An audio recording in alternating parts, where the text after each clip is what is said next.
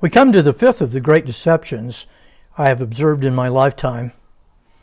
Even when I was a college student, intellectuals were beginning to say that Western culture was no better than any other culture, and that saying so was arrogant. At the end of the day, I don't think they even believe that themselves. But at any rate, they're wrong. Here's why.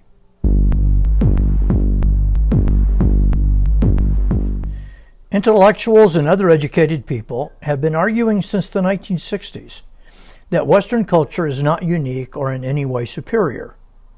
Today, many on the left will even argue that Western culture is worse than other cultures. I find that the critics of the West are often hostile to things that every other culture has been guilty of, and they're therefore inconsistent. Things like warfare, imperialism, slavery. Yes, the West has been guilty of those evils, but so has every other culture in the history of humanity. I want to point out what is unique to Western culture. By the West, I mean basically Western and Northern Europe, North America, and certain nations powerfully molded by Western norms: Australia, New Zealand, South Korea, Singapore. To begin with, Western culture has given its citizens the highest level of freedom that has ever existed in any culture or society in the history of the world. All Western nations are democratically governed. All guarantee a high degree of political and economic freedom. All grant religious and intellectual freedom on levels no societies in the history of the world have enjoyed. The Heritage Foundation ranks the economic freedom of nations. Of the top 20, 17 are in the West, and all Western nations are ranked very high. The religious and economic freedom of the West produced the first growth economies in world history. We are the richest culture of all time by many degrees of magnitude. U.S. income per person is about $62,500, and we have the third largest population in the world. This makes us the world's largest economy by a large margin. China's income per person is about $16,000 a year, a fourth of ours. India's is $6,700, less than 11% of the U.S. average. Consider the difference between Marxist North Korea and South Korea. North Korea's annual per person income is $1,700. South Korea's is $42,700. It is 25 times richer than the North. The CIA Factbook ranks the income of 228 nations. The median nation on the list, Colombia, has a per-person income of $14,000. African nations are at the bottom. The large nation of Congo is at about $1,000, 1/60th of the U.S. 30 African nations are under $3,600. The wealth of the West is staggering compared to the rest of the world. Western culture is the best in history for economic growth, and it is the best culture for women. I tell the women in my classes, you have the highest incomes, more political freedom, greater status and opportunities than any women who have ever lived. You have the best lives of any women who have ever lived on this planet. I had a student tell me about a friend of hers who argued that the Bible is a sexist book and hostile to women. This young woman had gone to the internet and picked out some verses that she saw as critical of women. I said, I will deal with your individual verses in a moment, but tell your friend this: the Bible has done more good for women than all other books in the history of mankind combined. The Bible has produced the best culture in world history for women. Feminists who want to dismantle Western culture are committing gender suicide. Western culture educates itself and the rest of the world. Look at any list of the world's top universities, and more than 95% are in the West. The ones that aren't are modeled after Western universities. After all, Western culture invented universities nearly 1,000 years ago, and today we dominate higher education. More than 1 million international students attend universities in America. The Third World sends almost all of its graduate students to universities in the West. Most political leaders around the world have been educated in the West. Western culture is the greatest engine of invention the world has ever known. In the past 1,000 years, almost every important innovation has come from the mind of a citizen of the West. Many of our greatest minds have come from other cultures, but it was in the West that their creative genius found expression. I was sitting in the Bangkok airport in a long layover when I began to think about the important inventions and innovations in world history. The airplane itself goes back to 1903, when two bicycle repairmen from Dayton, Ohio, developed the first flying machine. I was reading a newspaper, the English language Bangkok Post. Possibly the single most important innovation in history came from a German printer named Johannes Gutenberg. He developed the movable type printing press, which is on the top of most lists for the world's most important invention. The invention that inaugurated the Industrial Revolution was a steam engine developed by a blacksmith in England named Thomas Newcomen in 1712. I was reading with the aid of electric lights, and we would have to rank the development of electricity as one of the top innovations of all time. People like Benjamin Franklin, Thomas Edison, and Nikola Tesla are all important names. But in my study of economic history, Samuel Insull is crucial. He was an American who made electricity cheap and available to the masses. And there I sat in the Bangkok airport enjoying his innovation.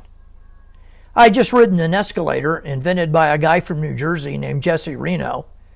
After reading the newspaper, I picked up my computer, a contraption contrived by British and American mathematical geniuses. The list goes on and on and on, but it's a list of citizens from Western culture. All the foregoing is an argument for the superiority of Western culture, but don't take my word for it. Take the word of millions of immigrants from around the world. Last year, over 9 million citizens of sub-Saharan Africa applied for U.S. visas. America holds what it calls a green card lottery for people who want to immigrate to the United States.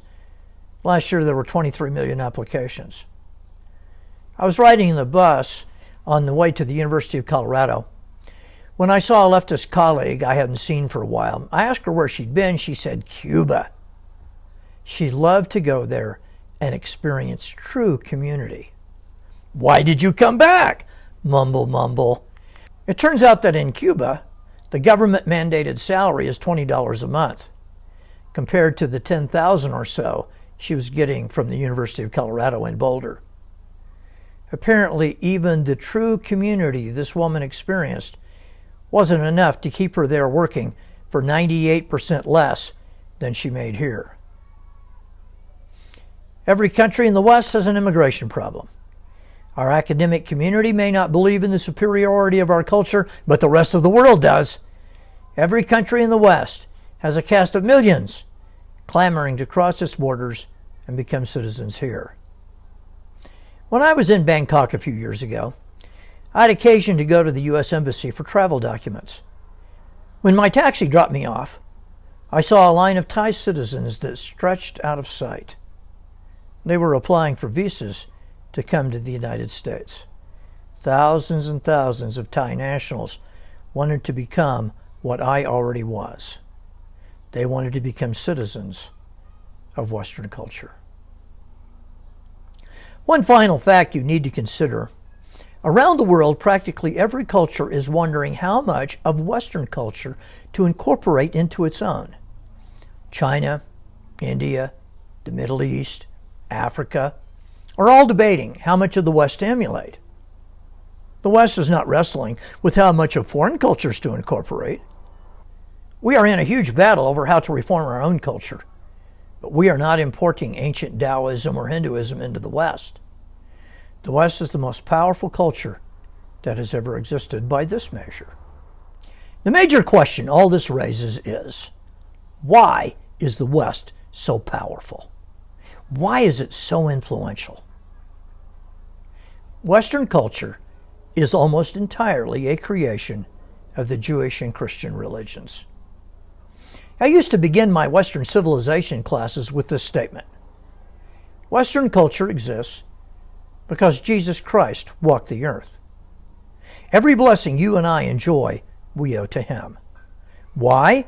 Because his church built into our culture the theological assumptions necessary to produce the blessings of our culture. Without the theology, no blessings. As Thomas Kidd has stated, Christianity is the greatest engine of moral reform and cultural riches that the world has ever known. The preamble to the UN's Universal Declaration of Human Rights reads, "Recognition of the inherent dignity and of the equal and inalienable rights of all members of the human family is the foundation of freedom, justice, and peace in the world." I asked a Jewish legal scholar about the UN Declaration, and he admitted that it was a wholly religious statement. And not just any religion. All of its theological assumptions come out of Genesis chapter 1. These ideas taken from the Jewish scriptures have been spread around the world by the Christian faith. We take them for the very words of God himself. In his book on liberation theology, Michael Novak says there are three basic freedoms: religious, political, and economic. Christianity has established those freedoms in the West, and every single blessing we enjoy is a result of possessing those freedoms. And all three freedoms come from Christian theological assumptions. Religious freedom grants men the right to think what they want to think. All innovation comes from this freedom, and all economic growth comes from innovation. Economic freedom grants men the right to keep the fruit of their labor and use it the way they wish. Every growth economy in the history of the world has been a capitalist, free market economy. All of them. It's why South Korea is 25 times richer than North Korea. Political freedom liberates men from tyranny. It frees them to work and think as they wish. All innovation and economic growth stem from this. Thomas Sowell says the most important Western contribution to the world is the concept of the rule of law. The rule of law argues first that laws must be written and publicly proclaimed. Second, they apply to everyone, rich or poor. Third, they are fairly administered by an impartial judiciary. And fourth, the laws are based on fundamental human rights. The rule of law comes from biblical theological assumptions. I was in China talking after class with a young Chinese student. She said she was studying to be a lawyer. I told her the rule of law only makes sense if laws come from a higher source than lawmakers, God himself. No God, no rule of law. Some governments believe they make the laws, and they can make them arbitrarily. Christian governments consider themselves simply fleshing out the laws that are evident in God's creation, which is exactly what Thomas Jefferson says in the Declaration of Independence. This young student had never heard anything like this. Western culture is not superior in and of itself. It enjoys preeminence because it bears the stamp of Almighty God. Our culture has been created by God's supernaturally revealed truth. We must bear in mind that as the West abandons God, we will also lose his blessing. Thank you for listening. Please check the resources listed below. May God bless you in a mighty way.